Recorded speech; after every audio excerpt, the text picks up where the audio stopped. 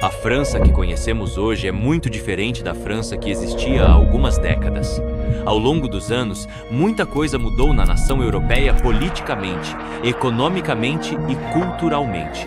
Mas acima de tudo, no que diz respeito ao futebol, como nação, eles estavam em baixa durante grande parte da década de 1990, sem conseguir se classificar para os grandes torneios e sem representar ameaça para ninguém.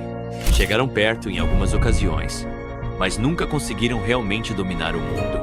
Essa nação precisava desesperadamente de um salvador, alguém que os tirasse da escuridão e os conduzisse à grandeza. Tiveram oportunidades quase concretizadas nas décadas de 1980 e 1990, mas aquele que realmente mudou tudo só chegou em 1994. Um jovem de 22 anos, aparentemente comum de Marselha, colocou uma nação inteira em seus ombros. Ele não era o mais rápido nem o mais forte, mas tinha uma boa cabeça. E foi essa mesma mentalidade que levou ele e a França a conquistar o trono do futebol em 1998.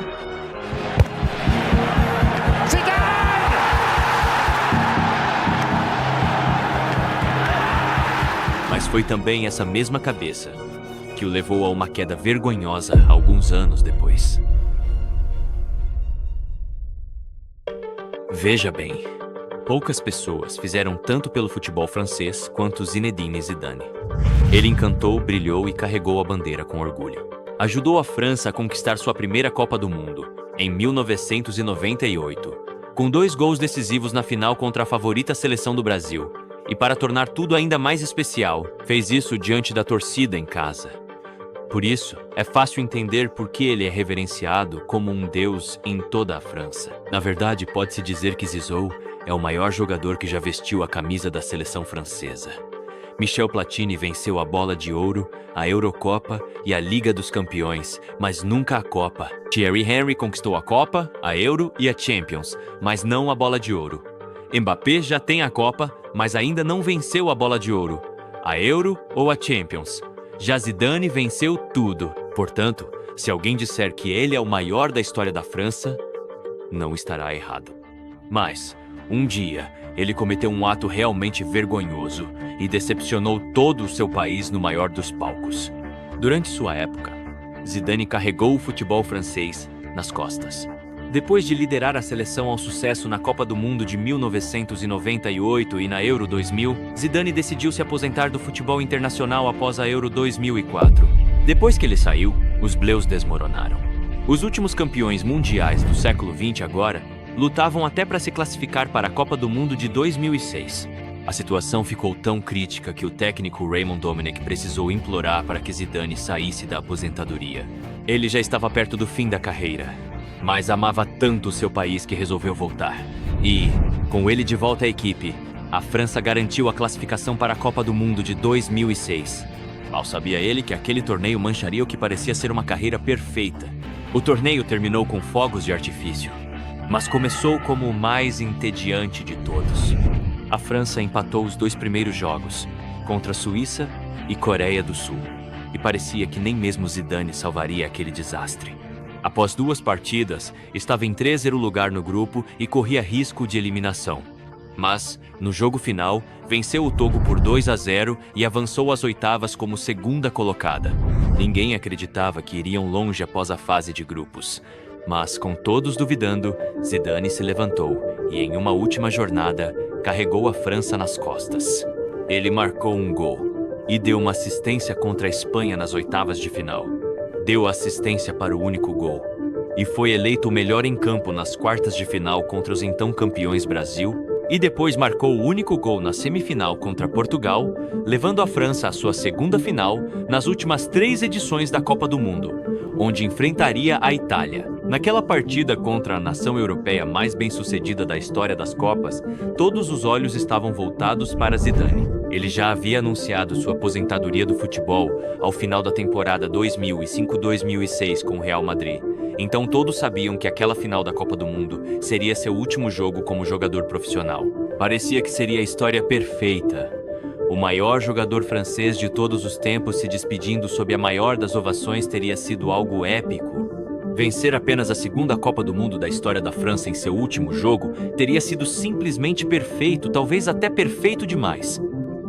Parecia um conto de fadas irreal, mas a partida começou exatamente seguindo esse roteiro.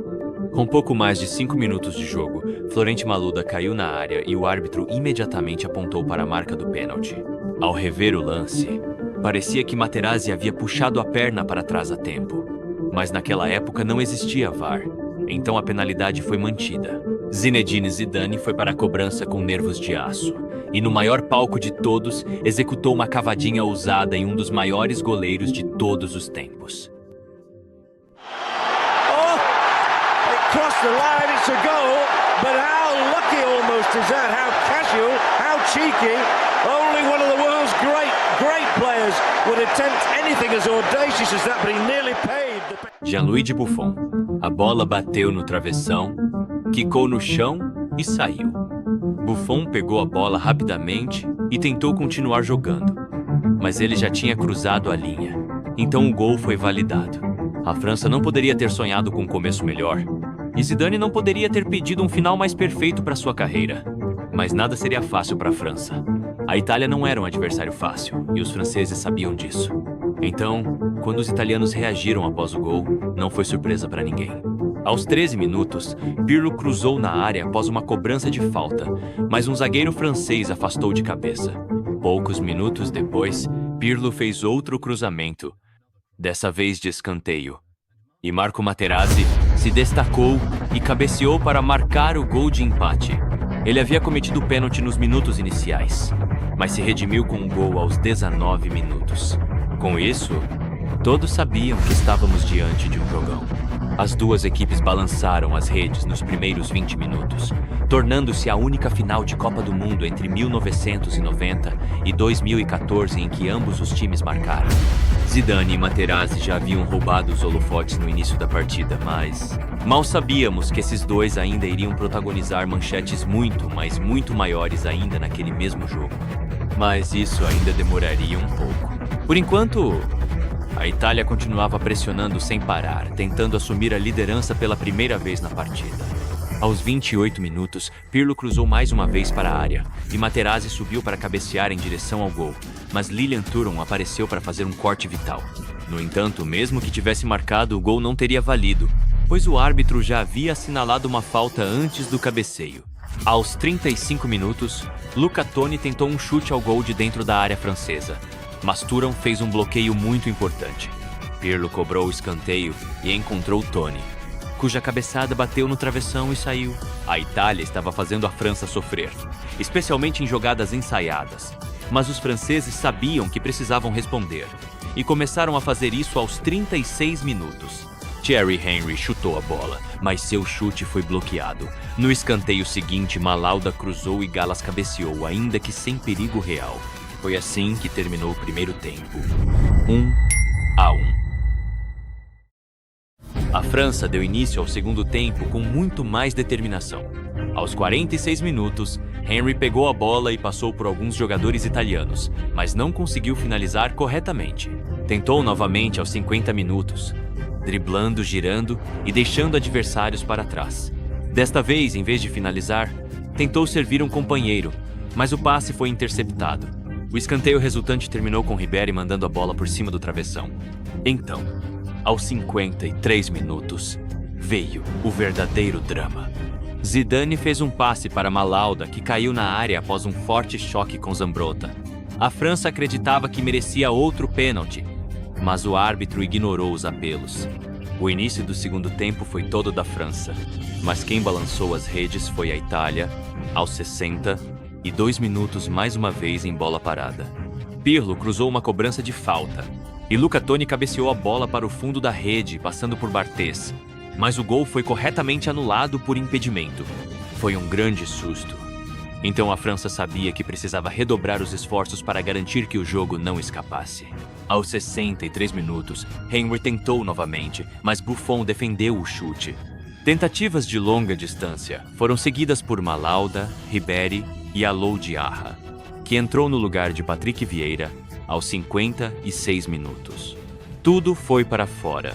A Itália respondeu com outra cobrança de falta de Pirlo, dessa vez indo direto para o gol e forçando o Barthez a se jogar desesperadamente. Mas o maior susto da França veio aos 80 minutos, quando, após uma entrada de Fábio Cannavaro em Zidane, o capitão caiu e pediu assistência médica. A França não queria ir para a prorrogação sem seu craque, então todos estavam ansiosos. Mas depois de receber atendimento médico, Zidane voltou a trotar, pronto para continuar. Um grande alívio.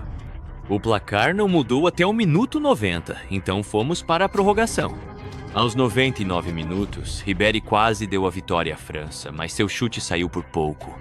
Então, aos 104 minutos, foi como um déjà vu da França 98. Zidane apareceu sem marcação na área e completou com uma cabeçada espetacular o cruzamento de Sagno. Mas Buffon fez uma defesa incrível de curta distância. Sem dúvidas, essa foi a grande oportunidade de Zidane se despedir em grande estilo. Mas, conhecendo-o, todos acreditavam que ele teria outro. Ele não tinha. Assim terminou o primeiro tempo da prorrogação. E logo após o início do segundo tempo, aconteceu. Após uma briga na área, os autores dos gols Zidane e Materazzi correram juntos para longe da área italiana. Eles trocaram algumas palavras.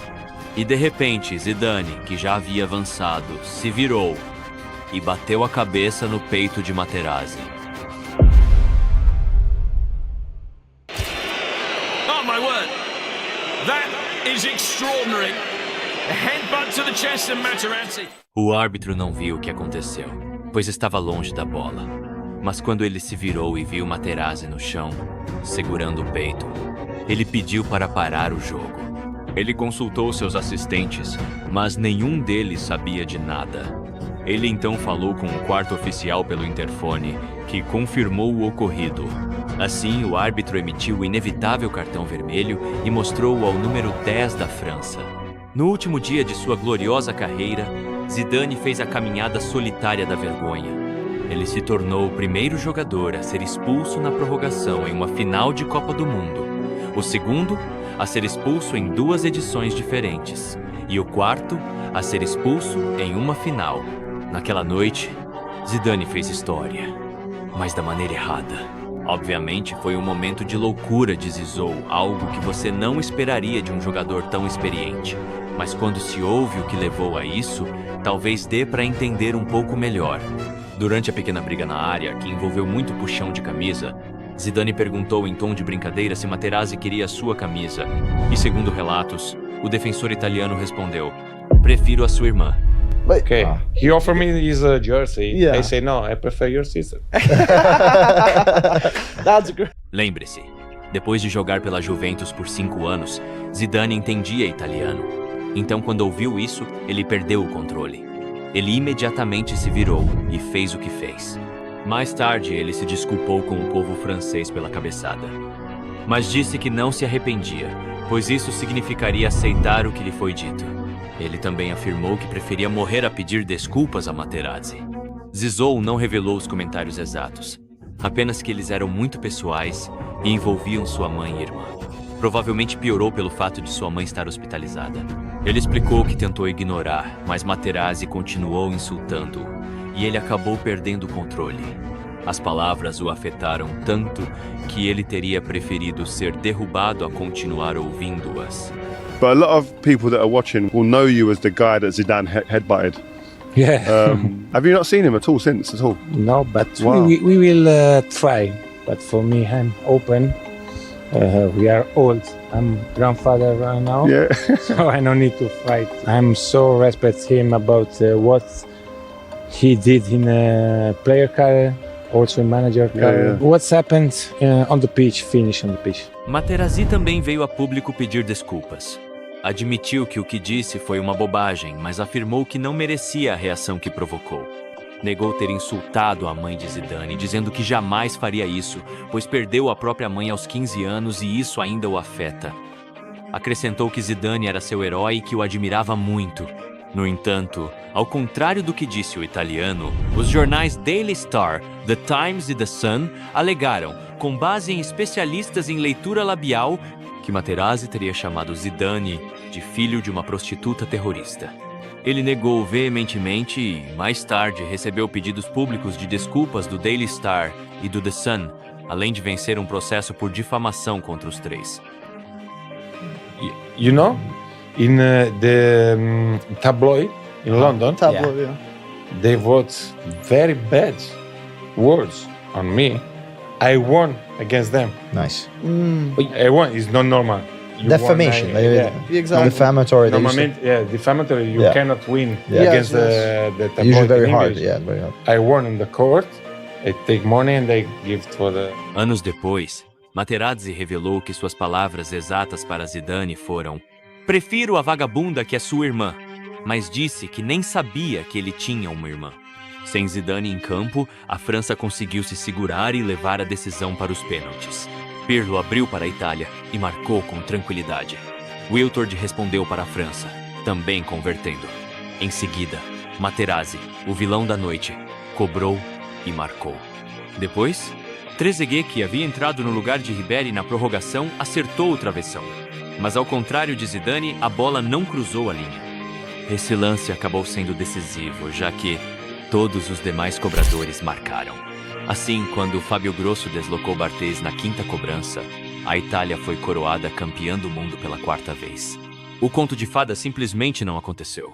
Se Zidane tivesse permanecido em campo, provavelmente teria marcado o pênalti, o que poderia ter dado ao time uma chance maior de vencer a Copa do Mundo. É por isso que muitos disseram que ele decepcionou seu país. Mas aqui está a questão. A maioria não se sentia assim. Pesquisas realizadas imediatamente após a final mostraram que 61% dos franceses já o haviam perdoado e 52% disseram que entendiam suas ações. Não foi a decisão mais inteligente, mas foi compreensível para muitos. Em 2015, Zidane declarou: "Se você olhar para os 14 cartões vermelhos que recebi na minha carreira, 12 foram por provocações. Não é uma justificativa ou desculpa, mas minha paixão, meu temperamento e meu sangue me fizeram reagir." Essa declaração resumiu perfeitamente a carreira de Zidane. Ele sempre foi um homem apaixonado. E olhando para trás, é irônico que no dia em que ele deixou o futebol, essa mesma paixão tenha deixado uma mancha tão feia em seu legado. Mas, embora a cabeçada de Zidane tenha adicionado muito drama à final da Copa do Mundo de 2006, ela empalidece em comparação ao que vimos em 2022 com outro vencedor da Bola de Ouro, Lionel Messi. Se você quiser ver uma partida realmente violenta com tacos sujos, provocações e cartões voando para todos os lados, clique neste vídeo e eu lhe contarei a história toda.